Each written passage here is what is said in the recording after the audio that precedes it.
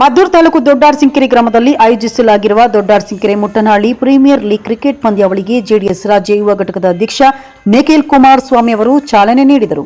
ನಂತರ ನಿಖಿಲ್ ಕುಮಾರಸ್ವಾಮಿ ಅವರು ಮಾತನಾಡಿ, ಸಮಾಜಘಾತಕರು ದುಷ್ಟ ಶಕ್ತಿಗಳು ಶ್ರೀ ಕ್ಷೇತ್ರ ಧರ್ಮಸ್ಥಳದ ಮೇಲೆ ಕಳಂಕ ತರಲು ಹೊರಟಿದೆ. ಅದನ್ನು ತಡೆಯಲು ಧರ್ಮಸ್ಥಳ ಸತ್ಯಯಾತ್ರೆಯನ್ನು ಹಮ್ಮಿಕೊಂಡಿದೆ ಎಂದು ತಿಳಿಸಿದರು. ಧರ್ಮಸ್ಥಳ ದೇಶ ವಿದೇಶಗಳಿಂದ ಕೋಟ್ಯಾಂತರ ಭಕ್ತಾದಿಗಳನ್ನು ಹೊಂದಿದೆ. ಇದಕ್ಕೆ ಅಪಮಾನ ಒಡ್ಡಲು ಮುಂದಾಗಿದ್ದಾರೆ.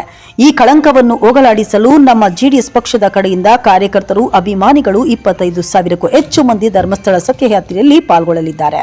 ಚಿಕ್ಕ ವಯಸ್ಸಿನಿಂದಲೂ ಮಂಜುನಾಥ ಸ್ವಾಮಿ, ಅಣ್ಣಪ್ಪ ಸ್ವಾಮಿಯ ಸ್ಮರಣೆಯಲ್ಲಿಯೇ ಲಕ್ಷಾಂತರ ಜನ ಜೀವಿಸುತ್ತಿದ್ದು, ಕೆಲವು ಪಟಭದ್ರ ಹಿತಾಸಕ್ತಿಗಳು ಮಂಜುನಾಥ ನೆಲೆಸಿರುವ ಶ್ರೀ ಕ್ಷೇತ್ರಕ್ಕೆ ಕಳಂಕ ತರಲು ಯತ್ನಿಸಿದ್ದು, ಇದನ್ನು ತೊಡೆದು ಹಾಕುವ ದೃಷ್ಟಿಯಿಂದ ಸತ್ಯಯಾತ್ರೆ ಎನ್ನುವ ಪಾದಯಾತ್ರೆಯನ್ನು ಹಮ್ಮಿಕೊಳ್ಳಲಾಗಿದೆ. ಹಾಗಾಗಿ ಎಲ್ಲ ಭಕ್ತರು, ಜನರು ಹೆಚ್ಚಿನ ಸಂಖ್ಯೆಯಲ್ಲಿ ಆಗಮಿಸಿ ಯಶಸ್ವಿಗೊಳಿಸಬೇಕೆಂದು ಶನಿವಾರ ಸಂಜೆ 4 ಗಂಟೆಯಲ್ಲಿ ಮನವಿ ಮಾಡಿದರು. ಇನ್ನು ಮಾಜಿ ಸಚಿವ ಡಿಸಿ ತಮ್ಮಣ್ಣ ಅವರು ಕಾರ್ಯಕ್ರಮದ ಅಧ್ಯಕ್ಷತೆ ವಹಿಸಿ ಮಾತನಾಡಿ, ಧರ್ಮಸ್ಥಳ ಸತ್ಯಯಾತ್ರೆಯಲ್ಲಿ ಯಾವುದೇ ರಾಜಕೀಯ ಬೆರೆಸುವಂತದ್ದಲ್ಲ, ಪಕ್ಷಾತೀತವಾಗಿ ಮಾಡುವಂತದ್ದಾಗಿದೆ.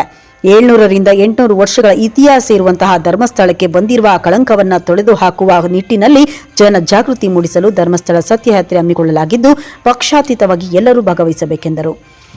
ಈ ವೇಳೆ ಜೆಡಿಎಸ್ ತಾಲೂಕು ಘಟಕದ ಕಾರ್ಯಾಧ್ಯಕ್ಷ ಮಾದನಾಯಕನಹಳ್ಳಿ ರಾಜಣ್ಣ, ಅಧ್ಯಕ್ಷ ಚಿಕ್ತಿಮೇಗೌಡ, ಮುಖಂಡರಾದ ರಾಜ್ಯ ಘಟಕದ ಕಾರ್ಯದರ್ಶಿ ಕೆಸ್ತೂರ್ ಬಿಳಿಯಪ್ಪ, ಮನ್ಮೂಲ್ ಮಾಜಿ ಅಧ್ಯಕ್ಷ ರಾಮಚಂದ್ರು, ಅಪ್ಪು ಪಿ ಗೌಡ, ಗುರುದೇವರಹಳ್ಳಿ ಅರವಿಂದ್, ಕರಡಕೆರೆ ಹನುಮಂತೇಗೌಡ, ಡಿಎಕೆರೆ ಪ್ರದೀಪ್, ಚಿಕ್ಕುಚ್ಚೇಗೌಡ, ಸೊಸೈಟಿ ಅಧ್ಯಕ್ಷ ಮಹೇಶ್, ಕಾರ್ಯಕ್ರಮದ ಆಯೋಜಕರಾದ ನಂದನ್, ಹರ್ಷಿತ್ ಗೌಡ, ಸುದರ್ಶನ್, ಅಭಿಷೇಕ್, ನಿಶಾಂತ್, ಗೌತಮ್, ಬಸವರಾಜು, ಶಿವಲಿಂಗ, ಸಂದೀಪ್, ಕಿರಣ್ ಸೇರಿದಂತೆ ಹಲವರು ಉಪಸ್ಥಿತರಿದ್ದರು.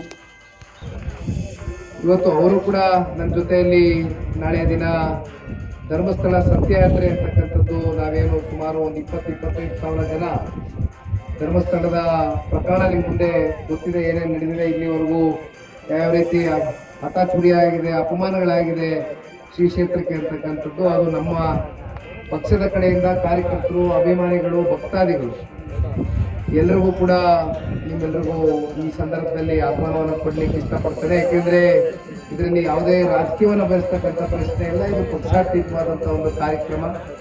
ನಮ್ಮ ದೇಗುಲವನ್ನು ನಾವು 700-800 ವರ್ಷಕ್ಕಿಂತ ದೊಡ್ಡ ಇತಿಹಾಸ ಇರತಕ್ಕಂಥ ಧರ್ಮಸ್ಥಳ ಮಂಜುನಾಥ ಸ್ವಾಮಿ ಮತ್ತು ಅಣ್ಣಪ್ಪ ಸ್ವಾಮಿಯ ಭಕ್ತಾದಿಗಳು ಅಸಂಖ್ಯಾತ ಸಂಖ್ಯೆಯಲ್ಲಿ ಕೋಟ್ಯಾಂತರ ಜನ ಇವತ್ತು ಕೇವಲ ನಮ್ಮ ರಾಜ್ಯದಲ್ಲಷ್ಟೇ ಅಲ್ಲ, ನಮ್ಮ ಭಾರತ ದೇಶದ ಅಕ್ಕಪಕ್ಕ ರಾಜ್ಯಗಳೆಲ್ಲನೂ ಬರ್ತಕ್ಕಂಥದ್ದನ್ನು ನಾವು ನೋಡಿದ್ದೇವೆ. ನಾವೆಲ್ಲರೂ ಕೂಡ ಬಾಲ್ಯದಿಂದ ಮಂಜುನಾಥ ಸ್ವಾಮಿಯ ಭಕ್ತರಾಗೆ ಜೀವನವನ್ನು ಮಾಡ್ತಾ ಇದ್ದೇವೆ. ಆದರೆ ಇವತ್ತು ಏನು ಕೆಲವೊಂದಷ್ಟು ದುಷ್ಟ ಶಕ್ತಿಗಳು, ಸಮಾಜಘಾತಕ ಶಕ್ತಿಗಳು ಧರ್ಮಸ್ಥಳದ ವಿರುದ್ಧವಾಗಿ ಒಂದು ಸಂಚಲನ ರೂಪಿಸಿ ನಾನಾ ರೀತಿಯಾದಂಥ ಇವತ್ತು ಒಂದು ಗೊಂದಲದ ವಾತಾವರಣವನ್ನು ಸೃಷ್ಟಿಯನ್ನು ಮಾಡಿದ್ದಾರೆ. ಆ ಹಿನ್ನೆಲೆಯಲ್ಲಿ ಇವತ್ತು ಜನಗಳಲ್ಲೂ ಒಂದು ಜಾಗೃತಿಯನ್ನು ಮೂಡಿಸಬೇಕಾಗ್ತದೆ. ಹಾಗಾಗಿ ನಾಳೆಯ ದಿನ ಧರ್ಮಸ್ಥಳ ಸತ್ಯಯಾತ್ರೆ ಒಂದು ಪಾದಯಾತ್ರೆ ಮೂಲಕ ಇವತ್ತು ಅದನ್ನು ಹಮ್ಮಿಕೊಂಡಿದ್ದೇವೆ.